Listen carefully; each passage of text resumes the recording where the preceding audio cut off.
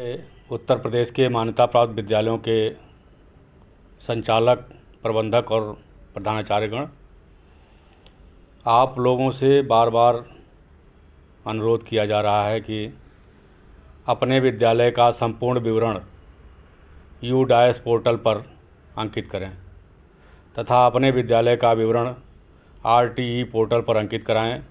RTE के तहत बच्चे अपने विद्यालयों में अलॉट कराएं। UDAS पर आपके विद्यालय का संपूर्ण विवरण चढ़ जाना, प्रत्येक बच्चे का पूरा विवरण चढ़ जाना आपके हित में है, आपके लिए लाभकारी है। RTE पोर्टल पर आपके विद्यालय का नाम अंकित होना और RTE के तहत आपको बच्चे मिलना तथा उससे भुगतान मिलना आपके लिए लाभकारी है। यह इसलिए भी आवश्यक है कि जो पूरे प्रदेश में एक भ्रम की स्थिति बनी हुई है कि मान्यताओं का नवीनीकरण होना है तथा अस्थायीकरण होना है, इससे आपको मुक्ति मिलेगी। नवीनीकरण और अस्थायीकरण की कोई प्रक्रिया नहीं है। नवीनीकरण करने का मतलब होता है कि आपके पुरानी मान्यता के पत्रांक दिनांक को अंकित करते हुए यह स्पष्ट आदेश हो कि इस पत्रांक दिनांक से इस विद्यालय को इतने समय तक के लिए मान्यता दी गई थी, अब पुनः इस पत्रांक दिनांक से इतने समय तक के लिए नवीनीकृत किया जा रहा है। जबकि ऐसा प्रदेश में हो नहीं रहा है। लोगों की पुरानी मान्यताओं को समाप्त करके अधिकारीगण नई मान्यता उनको प्रदान कर दे रहे हैं और यह बता भी नहीं रहे हैं कि आपको नई मान्यता दे दी गई है, आप पुराने रिकॉर्ड को हटा दीजिए और नया रिकॉर्ड बनाइए। पुराने रिकॉर्ड को किस अधिकारी के घर रख दीजिए, इस पर भी अभी संशय है, क्योंकि कहाँ रखा जाए या कुछ बताया नहीं जा रहा है या कोई जानकारी नहीं दिया जा रहा है। विद्यालय वाले उस नवीनीकरण की जगह पे नवीन मान्यता को नवीनीकरण मान करके अपना उसी रिकॉर्ड को कंटिन्यू कर रहे हैं, जो सरासर गलत है।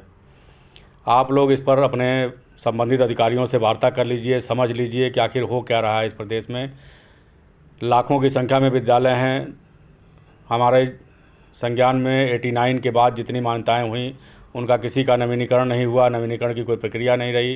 किसी के 3 साल के लिए मान्यता हुआ था, किसी के 5 साल के लिए मान्यता हुआ था, लेकिन वो मान्यताएं अनवरत जारी हैं और लगातार RTE पोर्टल, UDAS पोर्टल पर विद्यालयों का नामांकन अंकित हो रहा है। सारी सुविधाएँ उन्हें सरकार की तरफ से भी दी जा रही हैं और सारी सूचनाएँ विद्यालय वाले सरकार को भी दे रहे हैं।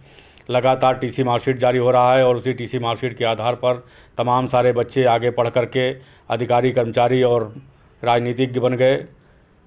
ऐसे में अगर विद्यालय की मान्यता उसी समय समाप्त हो गई थी तो यह सब फर्जीवाड़ा हो गया, सब फर्जी हो गया। आगे के सारे रिकॉर्ड उनके फर्जी हो गए, सारी पढ़ाई की योग्यता फर्जी हो गई, सारे योग्यता प्रमाण पत्र फर्जी हो गए। तो इन सब पर विचार करना जरूरी है।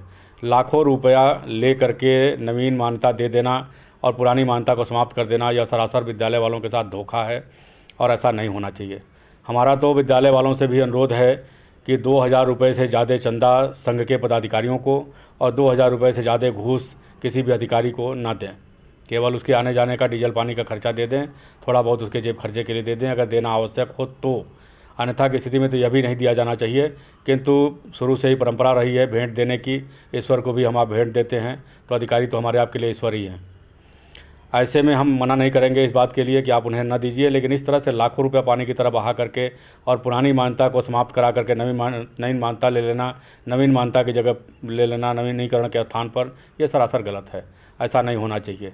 विद्यालय वालों के साथ धोखा नहीं किया जाना चाहिए। विद्यालय वाले बड़ी मेहनत लगन से पैसा लाते हैं और आपको देते हैं। अधिकारियों को इस बात पर ध्यान देना चाहिए। कहीं नवीनीकरण और अस्थायीकरण नहीं कराना है जब तक कि नवीनीकरण और अस्थायीकरण की प्रक्रिया न हो जाए।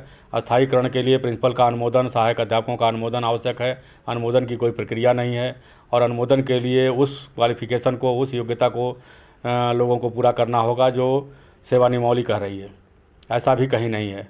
किसी तरह से शिक्षण कार्य चल रहा है और बेहतर तरीके से चल रहा है, संतोषजनक तरीके से चल रहा है, तो उसे चलते रहने देना चाहिए और शिक्षा हित में, छात्र हित में विद्यालयों को शैक्षिक गुणवत्ता पर ध्यान देना चाहिए, अधिकारियों को शैक्षिक गुणवत्ता पर ध्यान देना चाहिए।